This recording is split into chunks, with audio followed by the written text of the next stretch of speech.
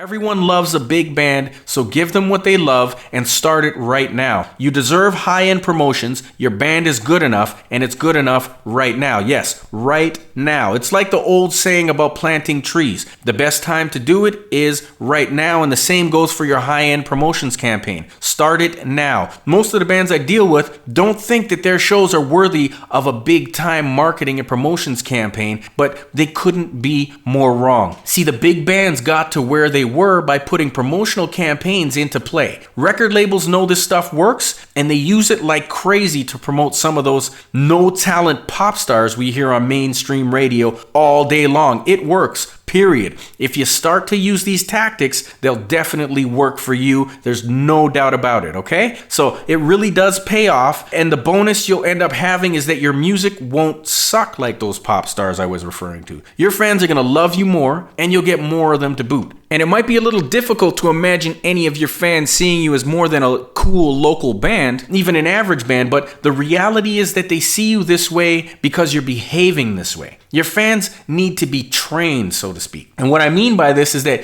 you've got to promote yourself like you've hit the big time and sign posters for them like you're something special and basically do all the things that the big bands that you love are now doing. Do this, and believe me, your fans will fall in line with your behavior. They'll reflect back to you whatever you provide them with. Offer them everyday averageness, and they'll give it back to you. But show them how a real band promotes and markets, and watch how fast word travels about the great band they saw downtown. You'll have people stopping you on the streets to chat about your music and your great shows. And isn't that what you're in it for? So start to act like it now. Your fans want to be marketed and exposed to proper promotions. They love this stuff and they eat it up like candy. Now think about it. Personally, I'm a big fan of Jimi Hendrix and Led Zeppelin, and I have been for years, since I was a little tiny teeny bopper. What attracted me to these cats, it's not just the fact that they're talented musicians, it's that they've been marketed so well to me over the years that I appreciate their music more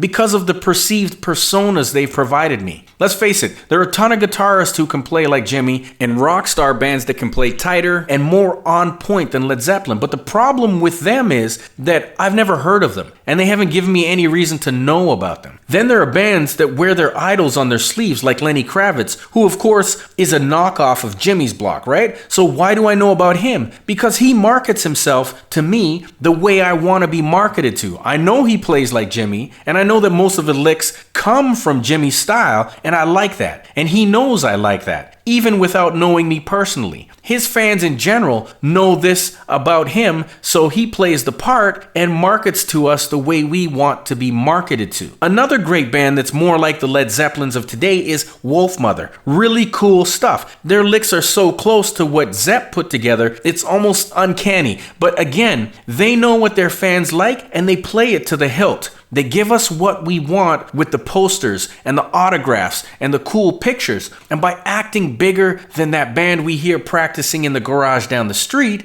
they literally pull themselves out of obscurity and lead the pack with great marketing techniques. It really works if you provide it to your fans. It'll definitely work for you too. Another benefit to proper promotions and marketing is that your fans' expectations tend to be met before they even see you play. I mean, if you promote like the big boys and use the big posters and get media attention and just simply get your face out there when your fans come to see you play, even if you're not as good as the big time, the fans' expectations are going to be met regardless. They'll think you're better than you really are. Not that your band isn't any good, but marketing and promoting yourself properly will help to take off some of the pressure you might feel at your shows. Remember in the first module I mentioned some people can go out there and market snow to the Inuit. Well, the point is that if you do this marketing properly, even if your band sucks, you're going to be able to pack the clubs. Fans love an experience, and that experience starts from the first time they see or hear you. So your posters will start the experience properly. They see a big time poster and think to themselves that, hey, this must be a big time band. When they see the effort you've put into your promotions, they'll automatically believe that you're worth paying a lot of money to see. It's just simple human nature. And not only that, your fans will be much more forgiving and far less critical of you when they see you've gone to the trouble of promoting yourself like the record labels. It's almost weird how we perceive value. Yes, we are much like sheep in that regard. When we see big time posters posters and hear interviews on the radio and see pictures of people in the newspapers and on television, we tend to believe that the people and bands we're seeing are really something special. And once we've placed that belief system into our minds, it's very hard to have it turned off. This works in your favor though. The better you are at starting the experience for your fan on the right foot, the easier it is for you to move them into your band experience. So you've heard me mention the fans experience more than a few times, and I just want to clarify what I mean when I use the term. Whether we like to admit it or not, as fans, we love to feel as though we are part of something special, a clique of sorts. I suppose it started out back when we were cavemen and women and we had to be a part of one group or another in order to survive, but basically our instincts haven't changed that much. We still want to feel as though we belong to something special, and being a fan of your band is something that you need to make them feel special being a part of. This is what I call the vibe of your band's experience.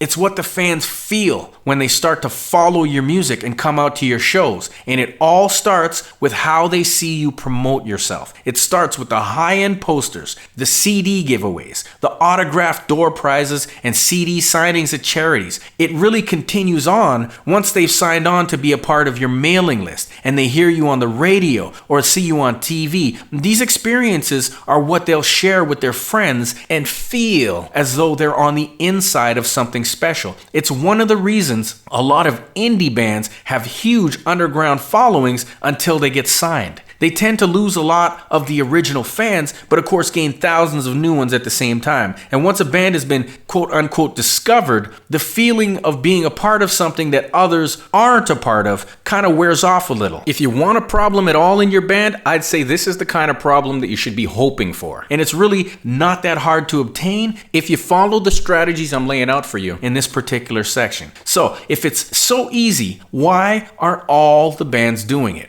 Because most bands are too cheap to invest any time, effort, or money into themselves. And it's a damn shame because a lot of really great bands who make really great music disappear and dry up because of their refusal to invest in themselves. Not only in themselves, but in their fans as well. Remember, your fans are craving an experience and it's up to you to provide them with one from start to finish. From seeing the first poster right on up to the last note of your last song in your set. I mean, anyone can play good music and put on a good show, but it takes a rare, innovative, and fantastic band to actually look and play the part of the big-time popular band and bring in the big-time money. Quality in the music business is rare, and if you can provide it, you can make a good living playing music for life. And I'll say it again, quality in the music business is extremely rare. I mean, really rare. And if you do provide it, you'll not only be able to ask for what you want whenever you play, but you'll be able to play anywhere you want as well. Your reputation is going to precede you. The music business is a really tight-knit group, and your successes won't go unnoticed for very long. Word will get out, and you'll become an extremely hot commodity in no time. Play your cards right, and you're going to have your career path laid out for you in gold.